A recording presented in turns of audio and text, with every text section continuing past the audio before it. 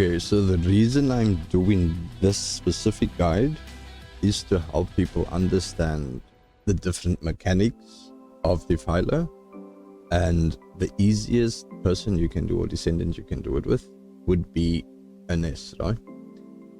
At this point, most people have Ines leveled up and have catalysts in her and things, so I just figured it would be the easiest way to do it, besides the fact that she probably is the most easiest kill on Defiler. So you will have your basic things, but all you need to do is you need to make sure that you follow what we have here.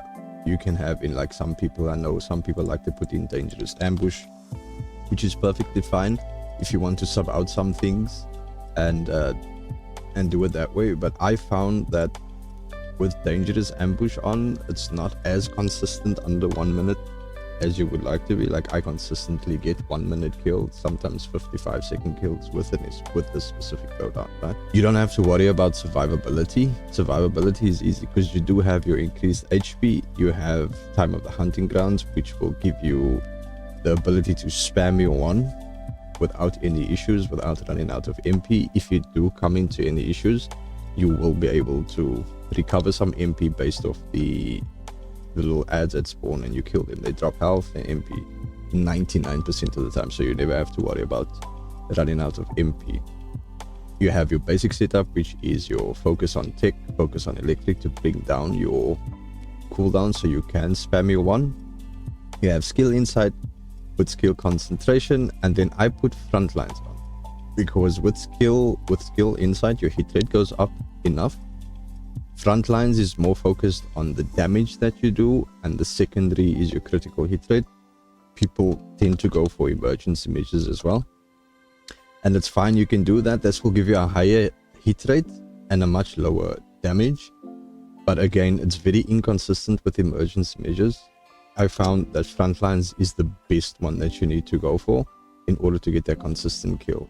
What a lot of people don't understand, and what it doesn't tell you in here, it does say max bounces 4 times. So that means your one will bounce between you and enemies total of 4 times.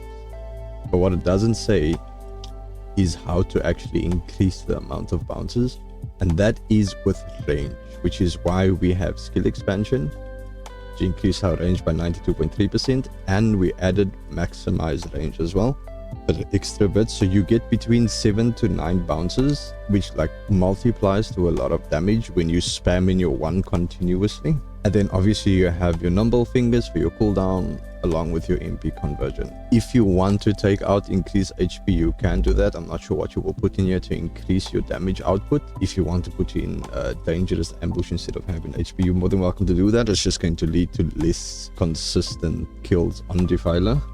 So it's completely up to you whether you want to change. If you don't want to have any issues and you just want to kill Defiler in under 1 minute consistently, I would suggest you just stick with the build that we have on screen right now. So Defiler, just like any other boss, has a certain set of attacks.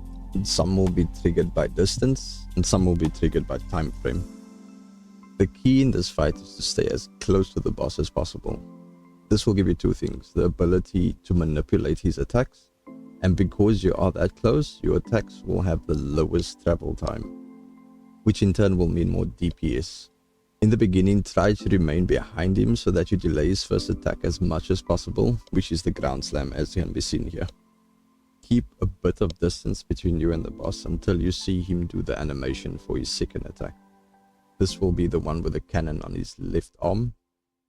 Once he starts this animation, move close to bait him doing another slam. At this point, his health should be low enough for you to stun him, and while he is stunned, you need to stay close to him so you can get the most DPS out of that frame. After he's stunned, you will do 2 animations. Both shouldn't damage you at all, which will mean he is in his enraged state. This will be the little orange bar that you see below his health. This will trigger different behaviors from the boss, and generally you want him to do his poison breath attack. This can be easily avoided just by jumping and grappling up into the air. After 1 or 2 of the poison attacks, he will go into King Kong mode. That is where he will rush at you and slam. But if you are close enough to him, it will automatically trigger the slam, and by that point you could just roll or jump behind him or through him to avoid his attack completely. This is triggered by proximity. So as long as you are close enough to the boss and roll through him, it will trigger him to do his slam, which will be in the opposite direction of where you are going. In this clip, I actually never got the King Kong mode because his health like went by so fast. So if you can avoid it, it would be better. But I just covered that in case you do come across it and you know exactly what you need to do when it happens. So now I will do a full run of what it looks like in under 1 minute. And if you have any questions or if I have maybe missed something that you need advice on, let me know in the comments.